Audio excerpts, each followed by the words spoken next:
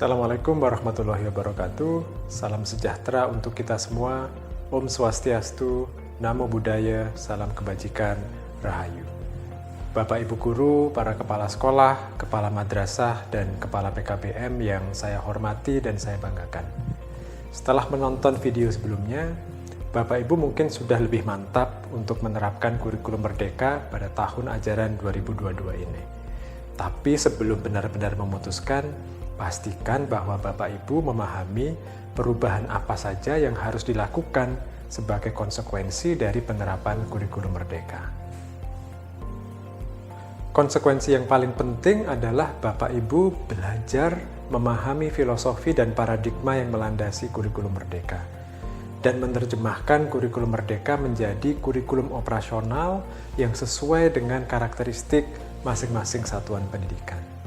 Ada 3 hal yang perlu diketahui untuk menerjemahkan kurikulum Merdeka menjadi kurikulum operasional, yaitu menerjemahkan capaian pembelajaran menjadi alur tujuan belajar, merancang pembelajaran berbasis proyek, dan menyusun struktur kurikulum operasional untuk satuan pendidikan. Mari kita bahas satu persatu.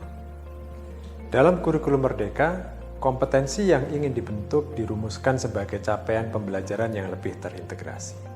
Tidak lagi dibagi antara pengetahuan, keterampilan, dan sikap, karena sebuah kompetensi selalu merupakan perpaduan dari ketiga dimensi itu. Selain itu, dalam kurikulum Merdeka, capaian pembelajaran tidak ditetapkan setiap tahun, melainkan setiap fase, yang itu bisa 1 tahun, 2 tahun, atau 3 tahun. Karena ditetapkan per fase, capaian pembelajaran harus diterjemahkan menjadi kompetensi-kompetensi yang lebih kecil yang bisa dicapai dalam periode waktu yang lebih singkat. Dengan kata lain, satuan pendidikan harus merumuskan alur tujuan pembelajarannya sendiri. Selain menerjemahkan capaian pembelajaran menjadi alur tujuan belajar, satuan pendidikan juga harus merancang pembelajaran berbasis proyek. Struktur kurikulum Merdeka dibagi menjadi 2, yaitu intrakurikuler dan co-kurikuler. Bagian co-kurikuler inilah yang berisi pembelajaran berbasis proyek. Pembelajaran berbasis proyek ini sebenarnya tidak mengacu pada satu metode pembelajaran yang spesifik. Ini adalah istilah yang menggambarkan pembelajaran dengan beberapa ciri. Pertama, pembelajaran ini bersifat lintas mata pelajaran, sehingga mendorong murid untuk melihat keterkaitan antara materi dari satu pelajaran dengan pelajaran yang lainnya.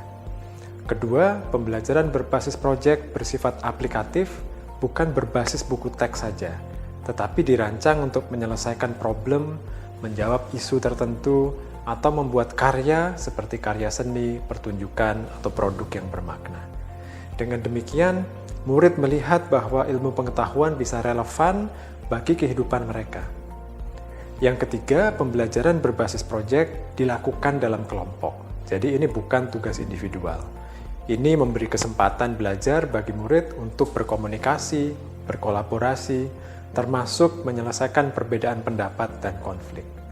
Murid juga menjadi lebih mandiri dalam mengelola proses belajarnya. Dan ini adalah modal yang sangat penting untuk menjadi pelajar sepanjang hayat. Catatan penting lain tentang pembelajaran berbasis proyek adalah proyek ini tidak harus menggunakan teknologi atau fasilitas yang canggih. Proyek yang paling baik justru yang sesuai dengan kondisi dan konteks lokal. Dalam kurikulum Merdeka, pembelajaran berbasis proyek diberi jam pelajaran tersendiri yang cukup banyak. Karena itu, satuan pendidikan harus merencanakannya secara terpadu.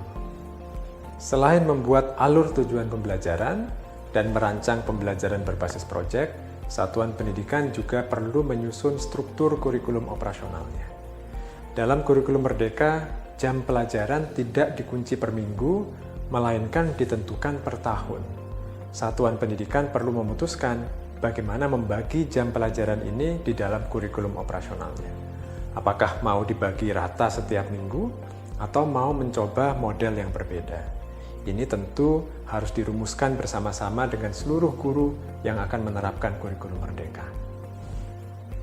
Selain itu, ada beberapa perubahan yang khas di setiap jenjang yang perlu diakomodasi dalam kurikulum operasional. Misalnya, untuk SD dan sederajat, ada pilihan untuk memasukkan bahasa Inggris sebagai mata pelajaran pilihan. Satuan pendidikan perlu memutuskan apakah ini sesuai dengan visi misi sekolah, dan jika demikian, persiapan apa yang perlu dilakukan oleh sekolah. Untuk SMP dan sederajat, ada mata pelajaran informatika yang sekarang menjadi wajib. Untuk SMA dan sederajat, tidak ada lagi peminatan IPA, IPS, dan bahasa. Hal ini diganti dengan pilihan mata pelajaran di kelas 11 dan 12. Ini tentu perlu penyesuaian yang kreatif oleh satuan pendidikan. 3 hal ini, yaitu menerjemahkan capaian pembelajaran menjadi alur tujuan belajar, merancang pembelajaran berbasis proyek, dan menyusun struktur kurikulum operasional satuan pendidikan adalah konsekuensi dari penerapan kurikulum merdeka. Semua materi yang Bapak Ibu perlu pelajari, mulai dari buku teks, capaian pembelajaran, perangkat ajar, modul, sampai dengan pelatihan-pelatihannya sudah tersedia di platform Merdeka Mengajar. Jadi, gunakan waktu beberapa bulan ke depan untuk belajar dan bersiap sebelum menerapkan kurikulum merdeka di awal tahun ajaran 2022 nanti. Untuk Bapak Ibu yang memang sudah mantap memutuskan, langkah berikutnya adalah mendaftarkan sekolah, madrasah, atau PKBM Anda untuk menerapkan kurikulum merdeka. Jadi selamat berefleksi, selamat belajar untuk merancang pembelajaran yang lebih bermakna dan lebih menyenangkan untuk murid-murid kita semua. Terima kasih. Wassalamualaikum warahmatullahi wabarakatuh.